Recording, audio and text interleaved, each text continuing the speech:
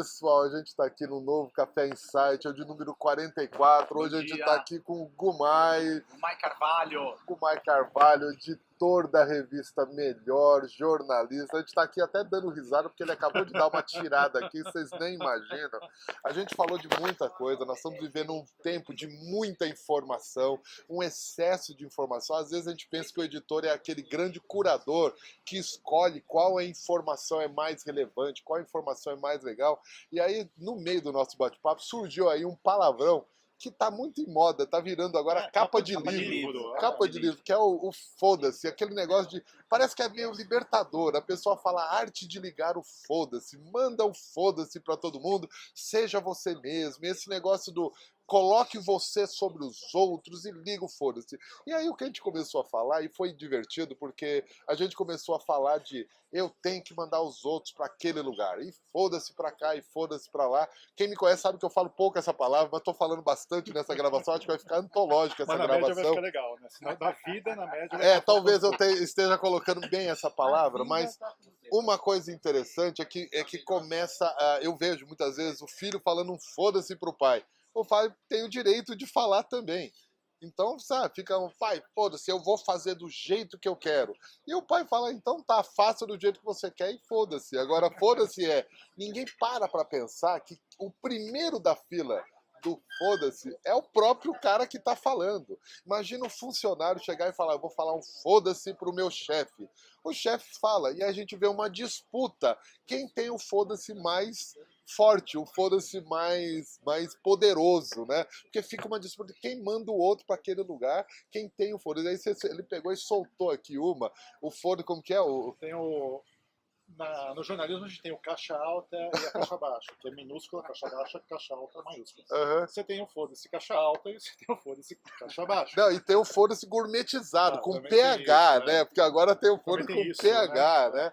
Então a gente está vendo aí um tempo onde a gente, claro que você pode exercer a tua vontade, claro que você pode exercer a sua expectativa, mas é óbvio que a gente está numa relação onde ambos os lados estão trocando contrapartidas. Não existe apenas o eu coloco do jeito que eu quero e todo mundo tem que me aguentar.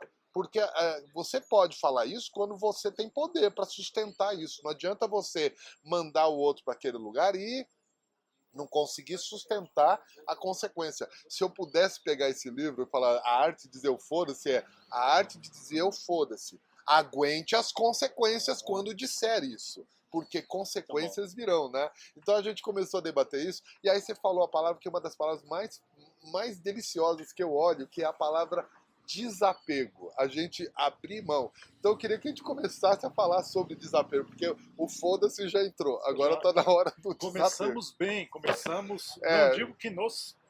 Não, mas começamos bem esse Café Insight, né? Legal, é interessante que como jornalista, como um cara que geralmente entrevista, participar aqui do Café com essas duas feras é uma coisa nova para mim, porque acabei sendo muito mais demandado do que demandando das outras pessoas. Não sabe o esforço que a gente fez para ele não fazer pergunta pra gente, porque ele só queria fazer pergunta. De fato.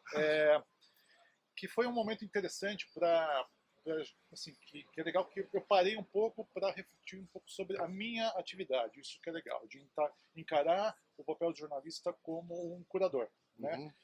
E aí vem a questão do desapego, porque desapego da renúncia também, que foi outra palavra muito interessante. São palavras para mim são conectas, né? Desapego e renúncia. Que a função do curador, que eu fico fazendo curadoria de conteúdos, então eu tenho que saber desapegar daquilo que é modismo, ou então fazer com que o que é modismo eu consiga passar para o RH, no caso, para ele entender o que significa aquilo, se aquilo está de acordo com a realidade da empresa, se é uma coisa que vai ser a mais, que vai ser mais uma carga que ele vai ter que carregar nas costas, né?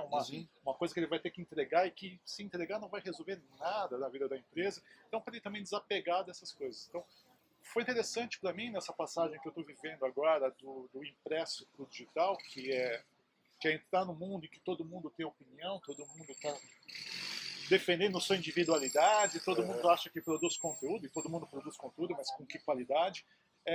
E está discutindo isso, né? Como é que é buscar esse conteúdo e, como o Edu falou, transformar esse conteúdo depois em alguma ação prática, botar isso no dia a dia. Como é que eu consigo ajudar o RH interpretando esse mundo todo VUCA que a gente tem, como é que ajuda o RH a tomar a sua melhor decisão.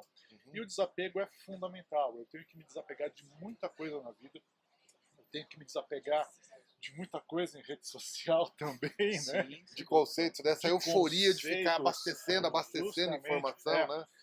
Tem uma brincadeira que a gente fala que o jornalista tem um mar de conhecimentos com palma de profundidade, né? É. Tem uma história que é isso daí.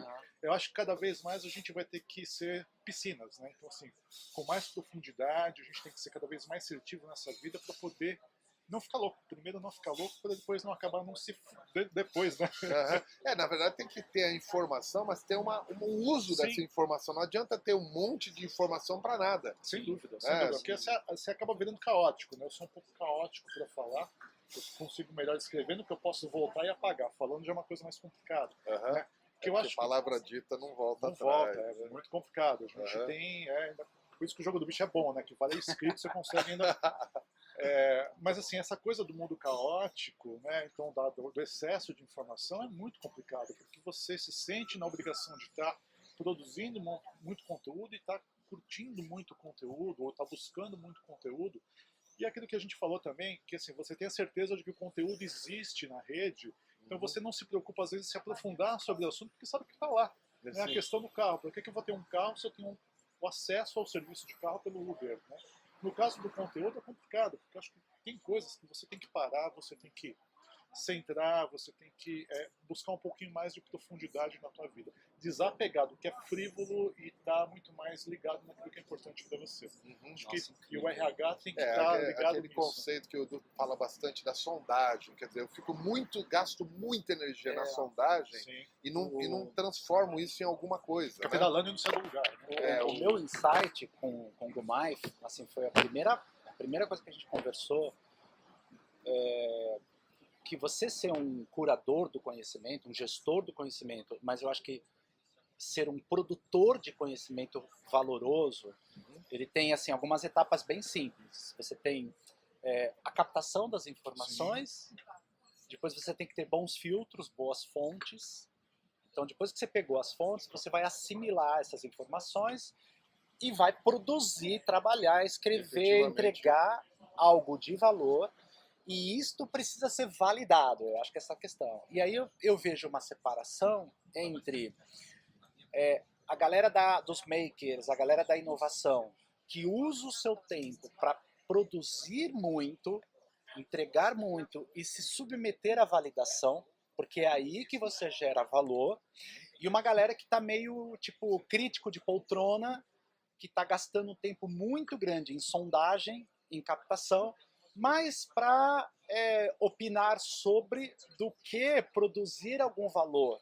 Então, acho que é muito importante a gente tomar um cuidado de saber filtrar, e aí essa questão do desapego às questões de celebridades, aos sensacionalismos, aos espetáculos, e utilizar melhor o seu tempo e a sua inteligência para rodar na jornada da produção, para você não perder tanto tempo na sondagem infrutífera e gastar mais tempo em produções de qualidade. Então, é isso que separa, na minha perspectiva, os produtores de valor e os críticos de poltrona. Né? E aí, esse foi o meu insight muito legal, porque se você pega o Gumai, pegar o jornalista, ele não brinca nisso. Ele tem o tempo para sondar e o tempo para escrever, e aí a profundidade. Para você ser profundo, você tem que ter mais tempo na produção. Então você tem que saber gerenciar, nem necessariamente o tempo, mas o seu mindset. Não é questão de gerenciar o tempo, mas gerenciar o mindset. Tem uma questão interessante que acho que a gente encerra, talvez pelo tempo, quanto melhor a tua fonte, quanto melhor a tua busca, quanto melhor o teu conhecimento, tem uma questão chamada o serendipity, digamos assim, ou uma intuição, as coisas meio que vão se formando dentro da tua cabeça. Então, assim, é muito interessante isso quando eu estou montando uma matéria, por exemplo, que eu vou captando, de repente, a matéria vai surgindo na cabeça, ela vai criando vida. É muito importante quando você consegue fazer o trabalho difícil do desapegar-se e buscar a coisa do conteúdo, isso te ajuda muito no processo de fluidez do teu trabalho. Tá certo. Incrível. Mas foi fantástico o Não, nosso agradeço. processo. Muito obrigado. Me desapeguei Obrigado. aqui de muitas Muito coisas que eu obrigado. poderia ter comido novamente. Ah, tá certo. Ele realmente foi bem produzinho aqui, só no café. Mas, Minimalista. gente, valeu pelo É isso aí. papo de hoje, Gumai. Muito obrigado, Gumai, muito viu? obrigado. Né, a gente conversa Prazer. mais com o pessoal da revista Melhor também, então você pode conhecer, tá bom? Um grande abraço, gente. Abraço, pessoal. Tchau. Tchau.